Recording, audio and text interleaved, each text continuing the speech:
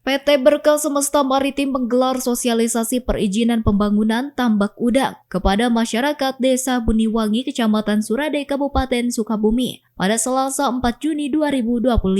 Proyek tambak udang yang direncanakan berdiri di wilayah Minahjaya itu diharapkan mampu mendongkrak investasi dan membuka lapangan kerja bagi masyarakat di wilayah selatan Sukabumi. Meski sempat berbeda pendapat pro dan kontra saat sosialisasi berlangsung, sejumlah warga menyatakan kekhawatiran terhadap dampak lingkungan, termasuk terumbu karang dan kawasan penangkapan ikan yang terancam terganggu. Perbedaan pendapat yang terjadi akhirnya berhasil diredam melalui penjelasan dan dialog terbuka yang dilakukan oleh pihak perusahaan dan Dinas Perizinan.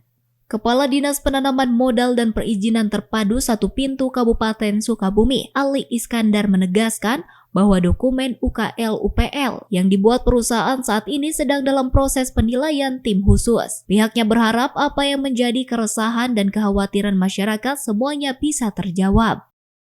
Dibuat oleh perusahaan, kemudian sudah mendapatkan persetujuan dari pemerintah, dalam hal ini Dinas Lingkungan Hidup. Tentu Dinas Lingkungan Hidup sebelum mengambil keputusan juga melakukan kegiatan musyawarah dan menghadirkan kita sekalian.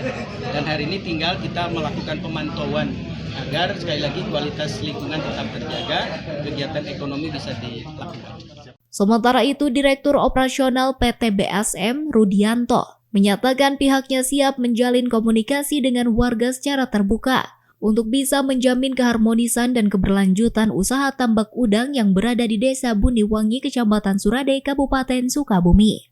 Memang ini sangat penting buat saya karena BSM nanti harus bisa bertahan dan berhasil di Surade, di Desa Buniwangi. Memang kita harus punya hubungan yang baik, sehingga kalau ada beda-beda persepsi nanti kita akan komunikasi, kita akan coba mulai selangkah demi selangkah menyamakan biar lebih selaras dan biar lebih kompak juga, Pak.